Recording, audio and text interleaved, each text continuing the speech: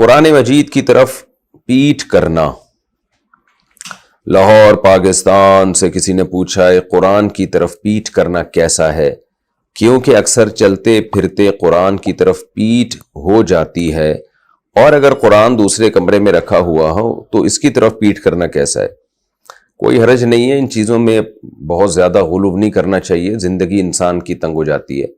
اب قرآن تو ہر گھر میں رکھا ہوتا ہے، الماری میں رکھا ہے، سامنے رکھا ہے میز پہ، آپ پش سے بھی بچیں گے، وہ تو بہت زیادہ لا تشددوا فیشدد اللہ علیکم حدیث میں آتا ہے، اپنے اوپر پابندیاں مت لگاؤ، اگر کرو گے تو اللہ بھی تمہیں سختی میں ڈال دے گا. تو اس لیے اس میں کوئی حرج نہیں ہے. ہاں بالکل ہی ایسے کہیں قرآن رکھا اور آپ اسی کی طرف پش کر کے بیٹھ جائیں، جیسے میں یہاں بیٹھا ہوں، اب پیچھے قرآن رکھ کے میں جان کر ایسی جگہ پہ بیٹھوں، حالانکہ قرآن یہاں بھی رکھا جا سکتا ہے، تو وہاں کوئی احتیاط کر لے تو اچھی بات ہے.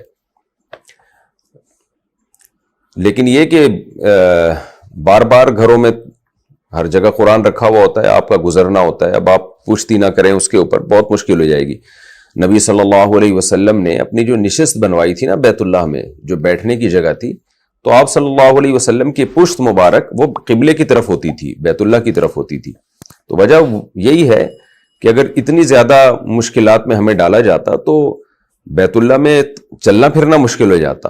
کتنی دور تک لوگ بیت اللہ کی طرف رخ کر کے پیچھے ہٹتے. میں نے دیکھا ہے کہ بہت سے لوگ بیت اللہ کی طرف رخ کر کے ریورس میں جا رہے ہوتے ہیں، تو بہت دور تک جا رہے ہوتے ہیں کہ کہیں بیت اللہ کی طرف پش نہ ہو جائے. تو یہ حرج ہے، اس حرج میں نہیں، نہ خود پڑھنا چاہیے نہ دوسروں کو ڈالنا چاہیے.